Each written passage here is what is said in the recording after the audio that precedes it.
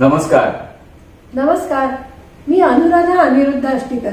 आपणा सर्वांचं आतुरालयाच्या यशस्वीता या कार्यक्रमामध्ये परत एकदा मनपूर्वक स्वागत करते. काय म्हणता, कसे आहात सगळे? मजेत ना? खूप प्रश्न तुमच्याही मनात असतील नाही का? आणि या प्रश्नांना एक एक करत खूप छान तऱ्हेने गोखले सर मार्गदर्शन करतात. उत्तरं मिळतात ना तुम्हाला सुद्धा? यस, तशा प्रतिक्रिया सुद्धा आमच्याकडे येतात बरं का. या रविवारी कुठला प्रश्न चर्चेला घेणार आहोत? अहो, समाजातला एक खूप मोठा, सगळ्यांनीच त्यावर विचार करावा असा प्रश्न घेणार आहोत बरं का.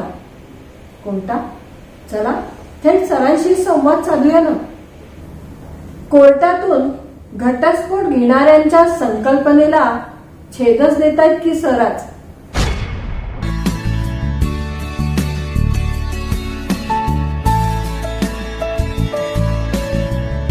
गुरूंच्या सांगण्यावरून आपण स्वतःकडे पाहायला शिकतो, स्वतःचे जीवन सार्थक करतो.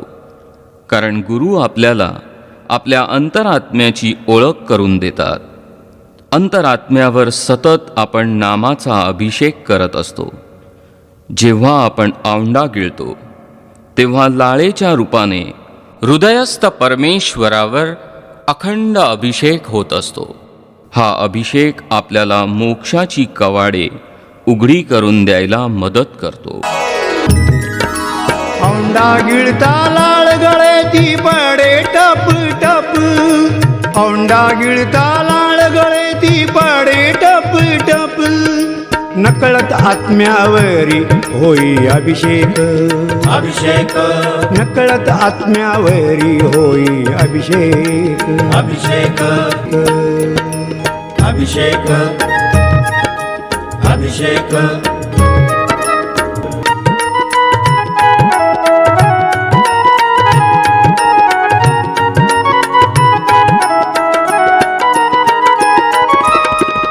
शरीर हे मंदिर, आत्मा ईश्वर. आत जाण्यासाठी प्रवेशद्वारी असे मुख. नकळत आत्म्यावरी होई अभिषेक. सर, आज एक वेगळाच प्रश्न घेऊन तुमच्याकडे आलो आहोत बरं का. छान. नेहमी काहीतरी वेगळंच करते. सर, एक एक प्रश्न उलगडत इतकं छान मार्गदर्शन मिळत आहे आणि त्यामुळे काय होतं की अच्छा, ह्या अँगलने विचार केला तर असा पण पैलू असू शकतो, असा पण पैलू असू शकतो. त्यात प्रश्न खूप वाढत आहेत. आपण एकदा यशस्वीताच्या भागामध्ये लग्न, अक्षता, फुलांच्या पाकळ्या असा एक प्रश्न चर्चेला घेतला होता. लग्न तर खूप थाटामाटात होतात. पहिले दिवस खूप आनंदातही जातात. ज्या वेळेला लग्न ठरतं त्यावेळेला अगदी भरभरून कौतुक असतं. इतके छान माणसं आहेत, इतकं सगळं आहे, लग्न कार्यातही सगळं होतं. पण कुठेतरी काहीतरी हळूहळू विनसायला लागतं आणि बघता बघता गाडी घटस्फोटाकडे पडते. बापरे.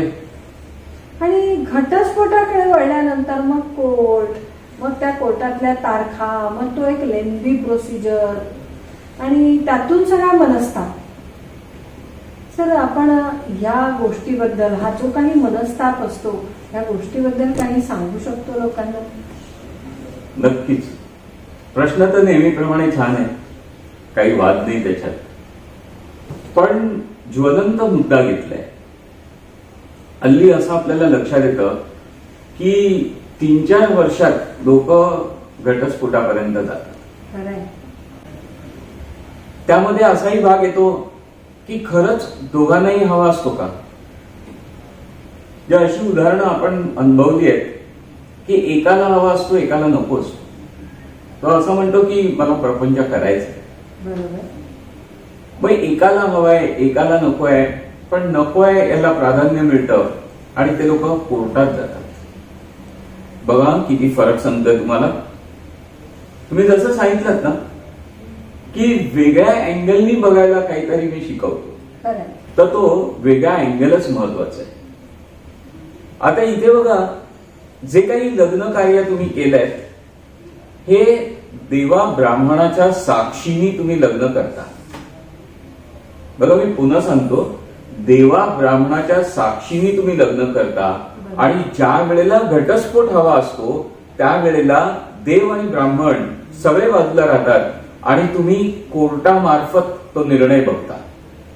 हो, खूपच वेगळाच अँगल देत आहे सर. लक्षातच नाही आलं, देव, ब्राह्मण आणि कोर्ट. बापरे. कोर्ट म्हटलं तर अधिकाराचा भाग आला. मग ज्या वेळेला तुम्ही लग्न केलं त्यावेळेला कोर्टाकडनं संमती घेतली होती का? खरंय. पती पत्नी आम्ही होणार आहोत हे नातं कोर्टामध्ये आधी एस्टॅब्लिश होतं की नंतर होतं? नंतर होतं सर. म्हणजे फरक असा होतो की तुम्ही लग्न करता आणि जाहीरपणे वावरायला पाहिजे म्हणून कोर्टाची संमती घेता. बरोबर. पण ज्या वेळेला डिव्होर्स हवा असतो त्यावेळेला कोर्टाची मान्यतेकडे तुम्ही जाता. देवा ब्राह्मणाच्या साक्षीने तुम्ही लग्न केलंय, इथे संकल्प सोडलाय हे विसरून जाता. अगदी खरंय. बघा, आयुष्यामध्ये हाच फरक पडतो. कर्माचं पुस्तक लिहिलंय आणि त्यामध्ये कर्म फेडायलाच लागतात. ज्या वेळेला एखाद्या गृहिणीला किंवा एखाद्या पुरुषाला पती म्हणून किंवा पत्नी म्हणून तुम्ही स्वीकारलंय तर तुमच्या मर्जीनी आणि कोर्टाच्या मदतीने तुम्ही त्याला सोडू नाही शकत.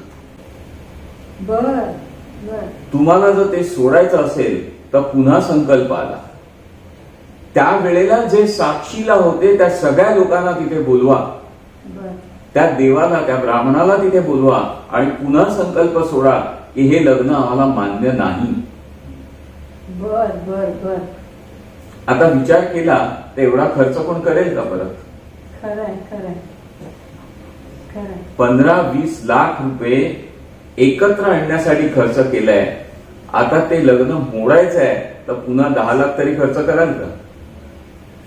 असं म्हटलं तर पैसा खर्च केलाच जातो कोर्ट कचेरीवर.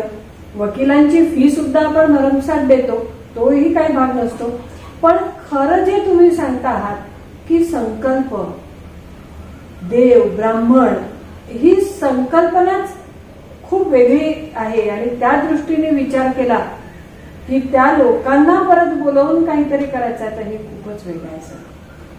तिथे होम असतो आणि त्या होमाभोवती फेऱ्या मारत तुम्ही काही शपथा घेतल्यात. खरंय. कोर्टाच्या एका निर्णयावर या शपथा मोडल्या जातात? खरंय खरंय. कधीच नाही होऊ शकत. नाही होऊ शकत. मग असं म्हणू शकतो आपण वेगळ्या अर्थाने की जे लोक कोर्ट मॅरेज करतात, कोर्ट मॅरेज करणारे लोक कोणालाही बोलवत नाही. हो. ना तिथे देव असतो ना ब्राह्मण असतात. फक्त कोर्टासाठी लागणारे 2 साक्षीदार असतात. खरंय. मग कोर्टामार्फत जेव्हा निर्णय घ्यायचा आहे तेव्हा तेच 2 साक्षीदार बोलवा आणि सोडून द्या. पण तुमचं लग्न मान्य करण्यासाठी बाकीच्यांनी ज्या अक्षता टाकल्या होत्या, तुम्हाला आशीर्वाद दिले होते, त्यांचं काय? खरंय खरंय. आपण सहज म्हणतो की याचा आणि माझं पटत नाही, मी डिवोर्स घेतो. डिवोर्स एवढा सोपा नाही होतो. पुढच्या जन्मामध्ये तेच जोडी परत येणार आहे आणि जे काही राहिलेलं आहे ते फेडायचं आहे तुम्हाला. कोर्टाने तुम्हाला बाजूला राहायची परवानगी दिली पण निसर्ग तुम्हाला ती परवानगी देत नाही. तो म्हणतो की माझ्या दृष्टीने अजूनही तुम्ही पती पत्नी आहात. क्या बात आहे. घ्या परत जन्म आणि करा संसार. आज तुम्ही जे महिला वर्गांचा विचार केला तर काही सूर घेतात की मला एवढी पोरगी मिळाली पाहिजे, मला अमुक गोष्ट मिळाली पाहिजे. खरंच त्या माणसाची तेवढी ताकद नसते. म्हणजे तुम्हाला सांगतो, अशी उदाहरणं मी बघितली आहेत की डिवोर्सची केस फाईल होते, ती बाई दुसऱ्या माणसाबरोबर राहायला सुरुवात करते पण ह्याचा फ्रीडम नष्ट करते. ह्यानी जर लग्न केलं कोणाशी तर ती क्लेम करत राहते पण ती लग्न करून मोकळी झालेली आहे. पण ह्याच्याकडनं एवढे पैसे हवेत. ह्या तऱ्हेने विचार सुरू होतो. एवढं सोपं आहे का की एकत्र आल्यानंतर बाजूला होणं? मी असं म्हणेन की जे आपले विद्वान ब्राह्मण आहेत, पौरोहित्य करतात, लोकांची लग्न लावतात, चांगल्या गोष्टी करतायत, यांनी या गोष्टीचा विचार करावा की आपल्या धर्मामध्ये किंवा आपल्या शास्त्रामध्ये अशी काही सोय आहे का की लग्न झालेलं कॅन्सल करता येतं. हे जे फेरे मारले आहेत अग्नीच्या भोवती, शक्ता घेतल्या, ह्या शक्ता परत घेता येतील आणि फेरे उलटे होऊ शकतात. तुम्ही आता असं म्हटल्यानंतर एक गमतीशीर चित्र समोर आलं की लग्नाची जेव्हा सीडी बनवण्याचा हो. भाग आला तेव्हा ते असं रिवाइंड Rewind. करताना ते दिसतं. पण खरंच आहे सर, जे चित्र असं गंमत म्हणून बघितलं ते अशा तऱ्हेने काहीतरी अप्लाय करायला हवं का किंवा काय. आज असं म्हणेल ना की डोक्यामध्ये असा एकदम कोलाहल झाला. काय काय असू शकतं आणि आपण काय विचार करतो. त्याचं कारण काय माहितीये की आपल्या धर्मामध्ये लग्न मोडणं ही पद्धतच नाही. खरंय. राजे राजवाड्यांचा जरी विचार केला तरी त्यांनी 2-3 लग्न केली पण पहिलं मोडलं नाही. मग ती पद्धतच नाहीये. मग ही कुठनं सुरू झाली तर केवळ कोर्टामार्फत. त्या ब्राह्मणाला मी असं म्हणेन की तुमच्यासाठी एक उत्पन्नाचं नवीन साधन पण होऊ शकेल. याचा अभ्यास करा आणि जाहीर करा की देवा ब्राह्मणाच्या साक्षीने तुम्ही दोघं वेगळे होऊ शकता. आणि त्यासाठी काही मदत लागली तर मी आहे. बर बर. आजपर्यंत लग्न लावायचे पैसे घेत होते त्याच्यापेक्षा जास्त पैसे कमवू शकतील लग्न मोडण्याचे. बर बघा बर. तुम्हाला हसायला येत आहे पण हा गमतीचा विषय नाही, हा सिरियस घेण्याचा विषय आहे. खरंय सर, खरंय. की तुम्ही 500 माणसं बोलावताय, 500 माणसांच्या देखत लग्न कार्य करताय आणि कोर्टात जाऊन तुम्ही बाजूला होऊन जाताय. 500 माणसांना कल्पना पण नाहीये की हे लग्न मोडलंय. कशाला बोलावलं होतं या लोकांना? साक्षीदार म्हणून होते. तो इव्हेंट त्यांच्या पुण्यामध्ये घडतोय याचे ते सगळे साक्षीदार होते. मग यांना त्याची कल्पना पण राहत नाही. जर बारकाईने आज आपण विचार केला तर असं लक्षात येईल की ही लग्न टिकवली गेली पाहिजे. काय तुमच्यामध्ये प्रॉब्लेम्स आहेत? अंडरस्टँडिंग नाहीये. आधी होतं ना, जेव्हा पसंती झाली, अमुक झालं, सगळ्या गोष्टी चौकशी करून विचारपूर्वक केल्या होत्या. मग क्षणामध्ये तुम्ही बाजूला होताय. व हे सांभाळता आलं पाहिजे आणि समाजाने हे गोष्टी बघितल्या पाहिजेत की हे बाजूला नाही झाले पाहिजे. काय कारण होतं? जे अनेक मुलींचा अभ्यास केला तर असं लक्षात येतं त्यांचा आधी कुठेतरी अफेअर होतं. वडिलांच्या धाकाखाली, आईच्या धाकाखाली त्यांनी कोणाबरोबर तरी लग्न केलं पण त्याचं आयुष्य तर उद्ध्वस्त करून टाकलं. बरोबर. एकतर्फी नाही बोलत मी, फक्त मुली हा विषय नाही बोलत, मुलंही असं करत असतील. पण तुम्ही दुसरं कुटुंब पूर्णतः उद्ध्वस्त करून टाकताय. मग हे अधिकार तुम्हाला कोणी दिले? कोर्ट देतं. कोर्टाच्या मान्यतेवर समाज मान्य करतो की तुम्ही विभक्त झालात. हे अधिकार देवा ब्राह्मणांच्या साक्षीने झाले पाहिजे. याचाच अभ्यास करायला आपण सुरुवात केला ना तर ही लोकांच्या प्रपंचाची घडी आपण व्यवस्थित बसवून देऊ शकतो. शेवटी जमवताना काय होतं तर मध्यस्थी येतात. बरोबर. मोडताना ते मध्यस्थी येतात का? नाही ना. नाही, त्यांच्यापर्यंत नसतंच हे. जातच नाही. मग त्यांना बोलवा, या सगळ्या लोकांना बोलवा. आणि आता का पटत नाहीये हे दोन्हीकडे आहे का? कोर्टाची गरज नाहीये या गोष्टीला, कारण कोर्टाने आमचं लग्नच लावलं नाही. या तऱ्हेने एक वेगळा विचार, म्हणजे तुमचा प्रश्न आजचा अप्रतिम प्रश्न आहे. समाजामध्ये ही कॉमन परिस्थिती आहे. याच गोष्टी चालू आहेत. मला नाही पटलं, मी वेगळं होतो.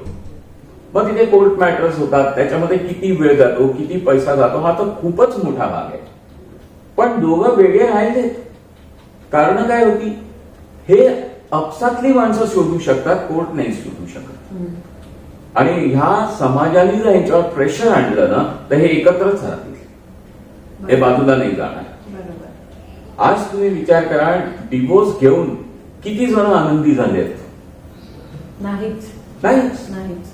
मग प्रपंच करून थोडंसं दुःख आहे ते सहन करा ना. नाहीतरी तुम्ही एकत्र आलात. त्यावेळेला सगळे विचार केले, त्यावेळेला सगळ्या आवडी जपल्यात.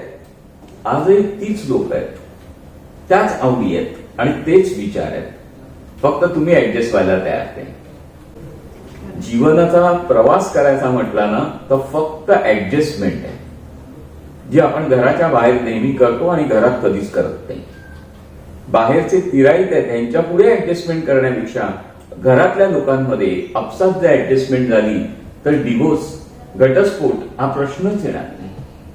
किती छान आणि आनंदी आयुष्य आपण जगू शकतो बघा. खरंय सर. म्हणजे आज मी असं म्हणेन की तुम्ही समाजातल्या फार मोठ्या प्रश्नाला प्रचंड समर्पक उत्तर दिलेलं आहे.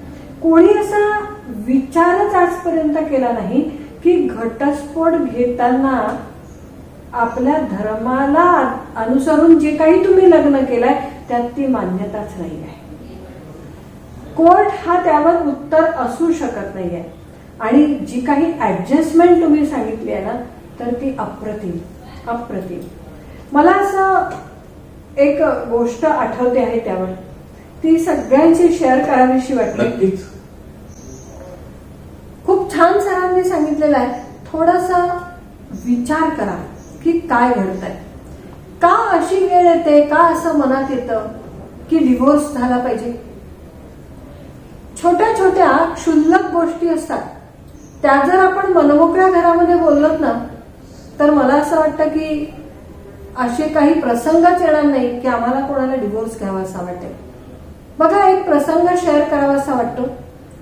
एका जोडप्याच्या लग्नाचा 25वा वाढदिवस होता. छान मुलांनी कार्यक्रम ऑर्गनाईज केला होता. हसत खेळत दिवस संपला होता. नवऱ्यानी बायकोसाठी बेडरूम मध्ये खूप छान केक आणून ठेवला होता. तो आहे ना बरेच वेळा असं बायकोसाठी केक आणायचा बरं का. त्याही दिवशी त्यांनी आणला होता. तो केक घेताना छान खरपूस भाजलेला ब्राऊन कलरचा जो काही भाग होता तो त्यांनी बायकोला दिला आणि आपण आतला भाग घेतला आणि तिच्या डोळ्यात टचकन पाणी आलं. नवरा म्हणाला, का ग, डोळ्यात पाणी का आलं तुझ्या? ती म्हणाली, 25 वर्षाचा संसार झाला आपला. 25 वर्षात अनेक वेळा तुम्ही माझ्यासाठी केक आणला असं म्हणता, पण दरवेळेला मला हा केकचा जळलेला भाग खायला देता आणि चांगला भाग तुम्ही खाता. किमान आज तरी मला चांगला भाग द्यायला हवा होता ना. हे ऐकल्यानंतर नवऱ्याला खूप आश्चर्य वाटलं. तो म्हणाला, इतक्या वर्षात तू तुझी ही भावना कधीच बोलली नाहीस. अगं, खरं म्हटलं ना, हा जो काही केकचा ब्राऊन कलरचा तुला भाग मी देतो ना, हा तुला करपलेला वाटतो, पण मला तो प्रचंड आवडतो. आणि मला असं वाटतं की जे मला आवडतं, जे खूप छान लागतंय ते तुला द्यावं, म्हणून मी सातत्याने तो भाग तुला देत गेलो आणि आतला भाग मी खात गेलो. माझ्या दृष्टीने मी त्याग करत राहिलो आणि तुझ्या दृष्टीने तुला असं वाटलं की कायमच मला जळलेला भाग दिला. पण बरं झालंस आज तू हे बोललीस. चल लगेच केकची अदला बदल करूया. मला माझ्या आवडीचं मिळेल, तुला तुझ्या आवडीचं मिळेल. 25 वर्षांनंतर ह्या भावना एकमेकांशी बोलून काही वेगळं घडलं होतं. जसं ब्रेडचा खालचा आणि वरचा भाग अनेकांना आवडतो. ब्रेड पॅक येतो, खाली एक ब्रेड असतो, वर एक ब्रेड असतो, तो वेगळा असतो. आणि ज्यांना तो आवडतो ना ते लोक म्हणतात बरं का, खालचं वरचं मोजू नका, ह्या ब्रेड मोजण्यात घ्यायचा नाही, बाकीचे मोजा. म्हणजे तेही आवडणारे लोक आहेत. त्याच तऱ्हेचं ते व्यक्तिमत्व होतं. बघा, प्रेम आपल्या माणसाचं आपल्यावर कमी असतं असं कधीच होत नाही. पण कदाचित प्रत्येकाचा विचार करण्याचा अँगल वेगळा असतो. जे काही सरांनी सांगितलं की ऍडजस्टमेंट करा, ही ऍडजस्टमेंट बाहेर करण्याच्या ऐवजी आपल्याच घरात करा, आपल्याच माणसांबरोबर करा. बघा, आयुष्यामध्ये आपल्या माणसाला सोडून जाण्याचा, दुसऱ्या माणसाबरोबर संसार करण्याचा विचार कधीच येणार नाही. करूया असे प्रयत्न, काढून टाकूया हे विचार डोक्यातनं. सर, आज तुम्ही जे काही अनमोल मार्गदर्शन सगळ्यांना दिलंय ना, हॅट्स ऑफ आहे या विचारांपुढे. खरोखर अनेक प्रश्न उलगडत तुम्ही चाललेले आहात. कधीही आम्ही विचार करू शकणार नाही या तऱ्हेने प्रत्येक वेळेला मेंदूला चालना देत आहात. आज सुद्धा देव ब्राह्मण आणि कोर्ट अप्रतिम सर. सगळेच जण आपले दर्शक याचा आज खूप सखोल विचार करतील. आयुष्यामध्ये कोणाच्याही असे प्रसंग येऊच नयेत, पण आले तर पुनर्विचार नक्कीच करायला लागतील आणि त्या दृष्टीने त्यांचं आयुष्य आनंदी कसं होईल, ऍडजस्टमेंट कुठे करायची आहे, पती पत्नींचं जे काही बॉन्डिंग कर्मानुसार सुद्धा आहे तेही तुम्ही अप्रतिम सांगितलेलं आहे. आणि त्या दृष्टीने लोक नक्कीच आजपासून विचार करायला लागणार आहेत. तुम्ही जे काही आमच्या विचारांना दिशा देत आहात, खरोखर सर मानलं पाहिजे की जे काही 21 वर्ष कारकीर्द करता आहात आतुरालयाची ती सहज नाही आहे. त्यामागे प्रचंड कष्ट आहे. हॅट्स ऑफ आहे सर. चला, सरांच्या या मार्गदर्शनाचा असाच लाभ घेत राहूया. आपलं आयुष्य अधिकाधिक आनंदी आणि समृद्ध करत राहूया. पुढच्या रविवारी पुन्हा भेटूयाच. धन्यवाद.